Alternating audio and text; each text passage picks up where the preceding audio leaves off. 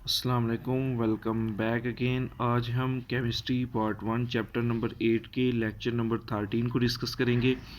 तो ली शैटलियर प्रिंसिपल को डिस्कस कर रहे थे, उसकी एप्लीकेशन को डिस्कस किया। आज हम जो हमारे सिलेबस में जो ली शैटलियर प्रिंसिपल की है वो आखिरी एप्लीकेशन है, वो है effect of change in temperature on equilibrium position और केसी। वो कहता है कि एक्विलिब्रियम पोजीशन पे जब कोई डायनामिक एक्विलिब्रियम पर rate of forward reaction, rate of reverse reaction, दोनों रिएक्शंस का रेट बराबर होता है, तो जो टेम्परेचर में चेंज करते हैं तो उससे क्या चेंज आता है दोनों पे, केसी पे और जो दूसरी केमिकल एक्विलिब्रियम पोजीशन है। देखो बेटा, वो कहता है कि केमिकल रिएक्शन दो तरह का होता है, एक होता है एंडोथर्मिक केमिकल रिएक्शन, दूसरा होता है एक्सोथर्मिक केमिकल रिएक्शन।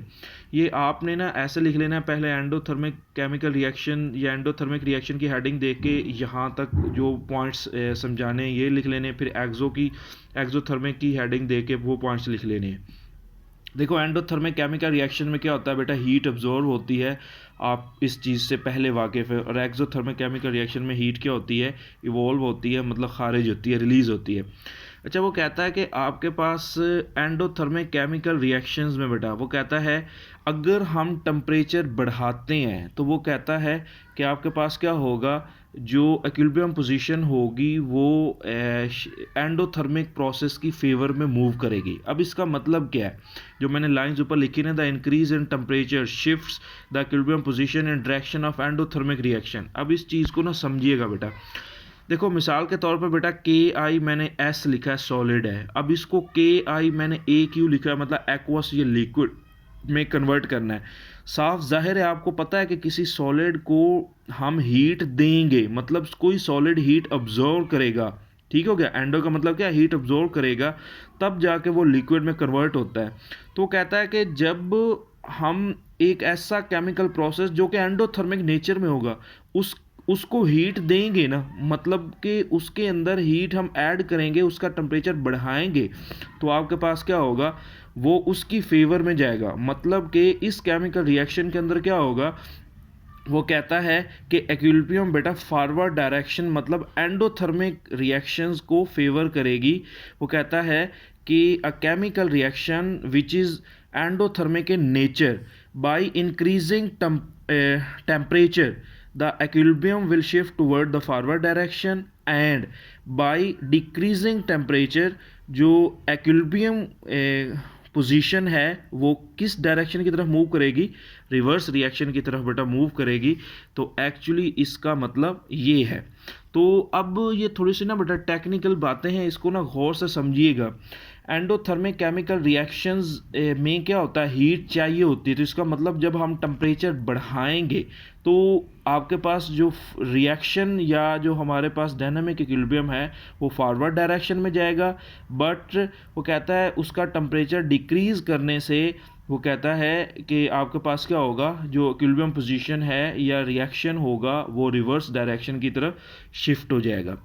अब जो एक्सोथर्मिक रिएक्शन है वो बिल्कुल इसके ऑपोजिट है। क्यों ऑपोजिट है बेटा, क्योंकि एक्सो के अंदर एक एक्सोथर्मिक एक ऐसा केमिकल रिएक्शन होता है जिसमें पहले से हीट खारिज हो रही है। अब देखो, एक ऐसा केमिकल रिएक्शन जिसमें पहले से हीट खारिज हो रही है, ऊपर से मजीद उसको हीट देंगे, इसका मतलब उसका पहले से ज़हनी तवाज़ुन ख़राब है, मजीद ख़राब हो जाएगा, तो उसकी स्पीड रुक जाएगी। तो यही वजह होती है। वो कहता है कि बेटा जब किसी एक्सोथर्मिक केमिकल रिएक्शन को हीट देते हैं या उसका टेम्परेचर बढ़ाते हैं ना, तो फिर क्या होता है बेटा, रिएक्शन हमारे पास क्या होता है, वो कहता है रिवर्स डायरेक्शन की तरफ मूव करता है बाय इंक्रीजिंग टेम्परेचर। लेकिन वो कहता है अगर उसका टेम्परेचर डिक्रीज़ करेंगे, क्योंकि उसमें एक्स्ट्रा हीट निकल रही है, तो टेम्परेचर डिक्रीज़ करेंगे, तो फिर वो क्या चलेगा, वो फॉरवर्ड डायरेक्शन की तरफ मूव करेगा। अब ये एंट्री टेस्ट के लिहाज से बहुत ज़्यादा इंपॉर्टेंट बेटा ये बातें हैं। तो वहाँ पर वो आपके पास इस तरह से कोई केमिकल इक्वेशन भी दे सकता है। आपको पता है एंडोथर्मिक केमिकल रिएक्शन में एंथैल्पी के साथ पॉजिटिव साइन आता है, तो पॉजिटिव वाले के अंदर वो पूछेगा कि रिएक्शन फॉरवर्ड कब जाएगा। नीचे ऑप्शन देगा by increasing temperature, by decreasing temperature, by वो कहता है रिमेनिंग कांस्टेंट टेम्परेचर, या नॉन ऑफ दीज या ऑल ऑफ दीज, इस तरह के ऑप्शन देगा। तो आपको याद रखना है एंडोथर्मिक केमिकल रिएक्शन में टेम्परेचर बढ़ाने से फॉरवर्ड रिएक्शन की तरफ इक्विलिब्रियम मूव करेगा, टेम्परेचर कम करने से रिवर्स की तरफ मूव करेगा, लेकिन एक्सोथर्मिक के अंदर टेम्परेचर बढ़ाने से रिवर्स की तरफ मूव करेगा, टेम्परेचर कम करने की वजह से फॉरवर्ड की तरफ मूव करेगा। अब पेपर में ये शॉर्ट क्वेश्चन अगर आता है ना बेटा, आपको ये सारी बातें लिखनी है। अगर स्पेसिफिक एंडो एक्सो पूछता ही नहीं है, वो यही पूछता है what is the effect of change in temperature on equilibrium position. वो कहता है इक्विलिब्रियम पोजीशन के ऊपर उसका क्या असर होगा। तो आपको बेटा ये सारी बातें लिखनी पड़ती हैं। तो पहली हेडिंग एंडोथर्मिक की देख के ये बातें लिखनी है, फिर एक्सोथर्मिक की लिख के ये बातें लिखनी है। उसके बाद बेटा आते हैं केसी की तरफ।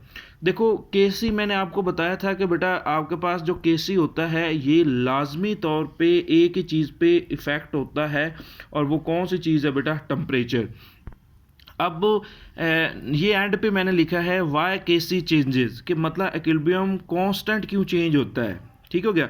देखो इक्विलिब्रियम कांस्टेंट पे ना तो कंसंट्रेशन का कोई असर था, ना ही वॉल्यूम प्रेशर का कोई असर था, ना ही कैटलिस्ट का कोई असर था, लेकिन टेम्परेचर का केसी के ऊपर असर है। टेम्परेचर चेंज करने से ये चेंज हो जाता है। और इसका आंसर थोड़ा सा कंसेप्चुअली इसको समझिएगा। वो कहता है बेटा by change in temperature, temperature change करने से चेंजेस एनर्जी हीट कंटेंट। अब यहाँ तक बस इसका आंसर है, इसको आपको समझना है।